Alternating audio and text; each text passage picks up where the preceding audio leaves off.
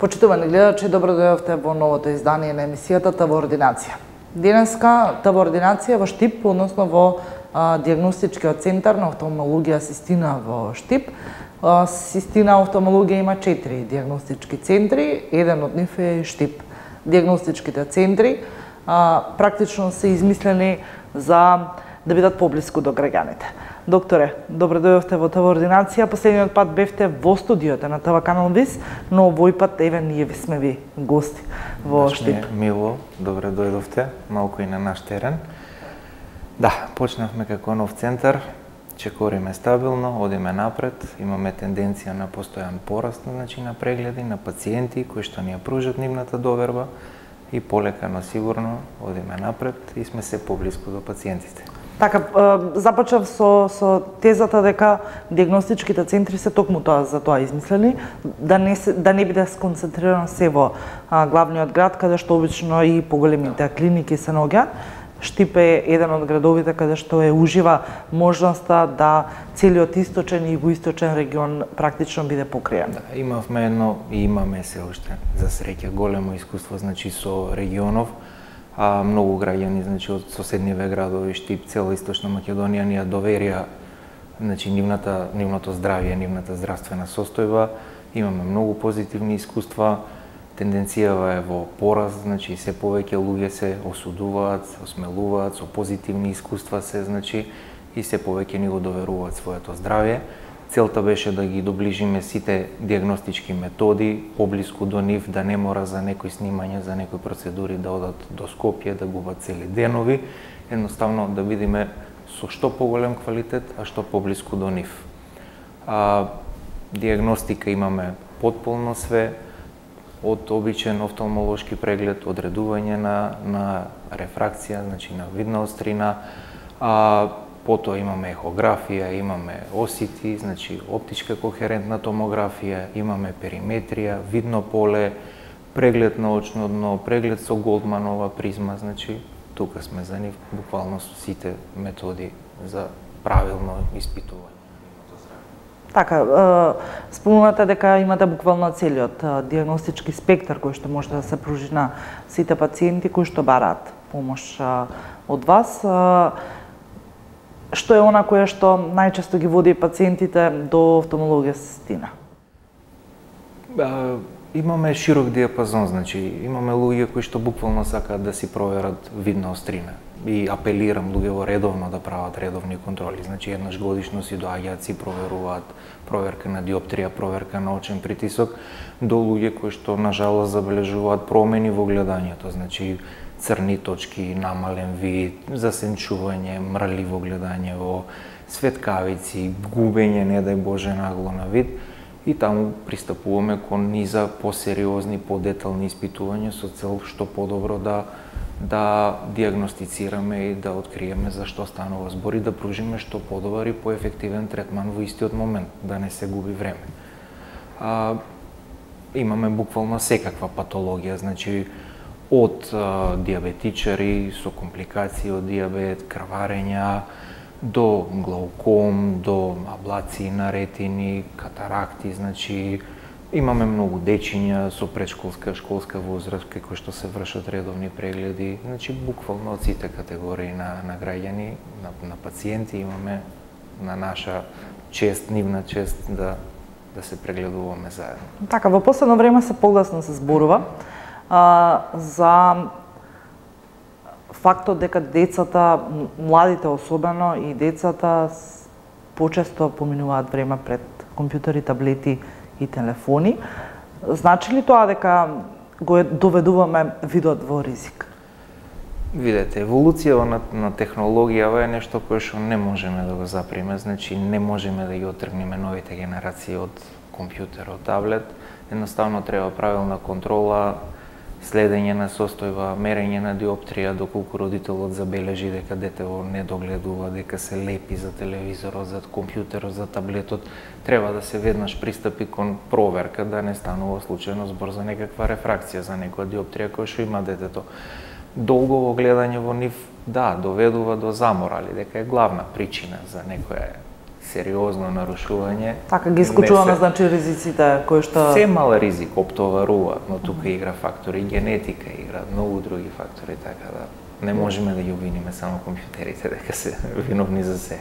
Така, во минатото се сметаше дека повозрастната популација таа која што веќе носи очила, сега веќе границите се поместени и забележуваме дека кај се поголем број на граѓани и помали и повозрастни очилата се носат. Па да, видете, можеби порано и биле подложени на помал скрининг, можеби свеста на луѓето била помала. Сега сме 21 век, значи апелирам на сите повторно за тие редовни контроли, бечиња, значи возрастни, барем еднаш во годината да се направи проверка, така да со поголема свест имаме поголем број на откриени луѓе кои што имаат потреба од некоја, значи рефракција, од носење на очари и на голема чест што ни го доверува здравието се поголем број на млади луѓе кои што се одлучуваат и ласерски да ја отстранат диоптријата. Значи ласик методата за 6 до 8 минути по око буквално веќе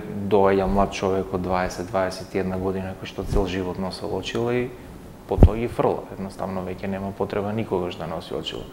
Така да со подигање на свеста, со поредовни скрининзи, се повеќе и повеќе се наоѓа решение. Некои се одлучуваат на очила, некои на контактни леки, некои на ласик метода да си отстранат диоптријата. Имаме постара популација која што не е подложна, не е кандидат за ласерска корекција, па се одлучуваат на мултифокални леки. Значи тоа и се леки со кои што вие може да читате надалеку, да гледате компјутер, на блиску. Буквално немаат потреба за носење очила веќе додека се живи до крајот на животот. Така да, со позитивни искуства, различни категории, решение има за сите. Така, ние лаиците од офталмологијата велиме многу често пациентот има перде на окото. Так. Што тоа значи? Какво заболување и всушност и како е правилното име? Да, во народот е познато како перде, на латинскиот катаракта, значи доаѓа до една состојба каде што природната леќа која што има човекот во окото од определена причина заматува.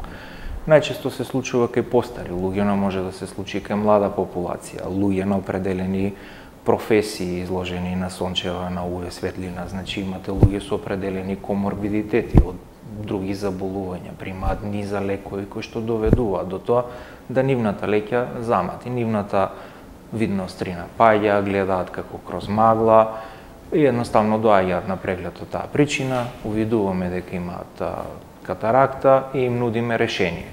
Значи може да се изберат, има монофокални леки со кои што перфектно ќе гледаат на далечина, но за близина би требало да носат очила за читање. Имаат луѓе кои што воопште не ќе да носат очила, значи се одлучуваат за веќе споменатите мултифокални леки и функционираат на сите дистанци перфектно. Изборот е индивидуален на секој, кој како се чувствува, кој како сака. Врз база на искуствата со нив имаме многу позитивни искуства, тоа ни е најважно, значи со нивните искуства, значи еволуирате, како ви кажува пациентов, спрема нивните потреби, бараме решение, едноставно на крајот сите да бидат среќни и задоволни. Така.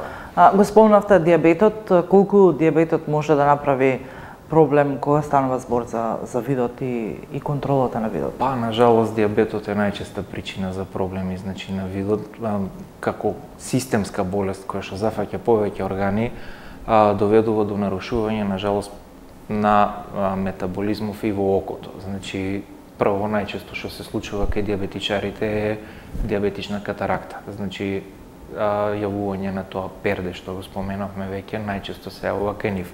Второ, кај нив страдаат малите крвни садови во окото, доаѓа до чести крварења, па може да се случи да гледаат црни точки, мрли, може да дојде до оток на задниот дел, па се јавуваат поради кривење на сликата, губење на дел од сликата. Значи, тоа е една популација на пациенти на кои што треба да се прави редовен скрининг на секои 6 месеци, не дај Боже ако има некои компликации почесто и каде што треба да се прави многу сериозен пристап во смисла на контрола, на терапија, пациенти кои што мораат да бидат дисциплинирани. Значи ли тоа дека секогаш кога имаме диабет имаме нарушување на видот? Не. Имаме луѓе кои што одлично го регулираат дијабетот и кои што и после 20 години со дијабет за среќа си имаат уредно очно дно.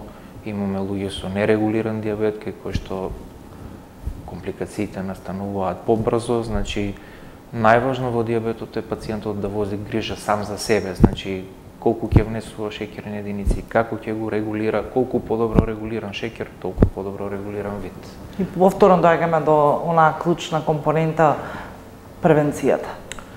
Превенцијата е најбитно нешто и доколку ние забележиме дека настануваат некои работи, му напоменуваме за веќе споменатата дисциплина, но доколку забележуваме дека настанува оток во ретиналниве слоеви, настанува крварење, тука сме веднаш да превенираме поголеми проблеми. Значи имаме лазер фотокоагулација. Тоа е една метода со која што на пациентот се ласерираат тие патолошки крвни садови, тие слаби точки, за да се превенира крварење.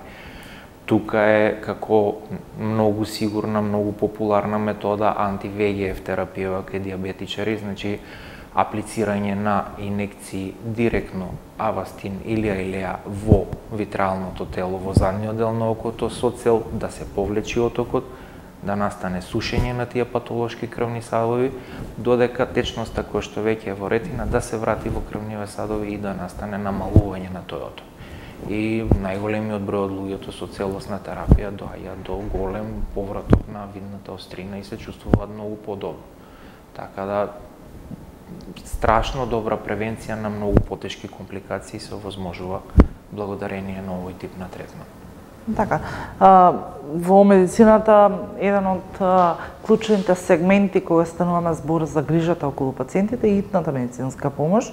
Дали кога станува збор за очите, за видот, за генерално за офталмологијата, можеме да кажеме дека имаме итни случаи кога треба да се постапува? Да, има низа случаи.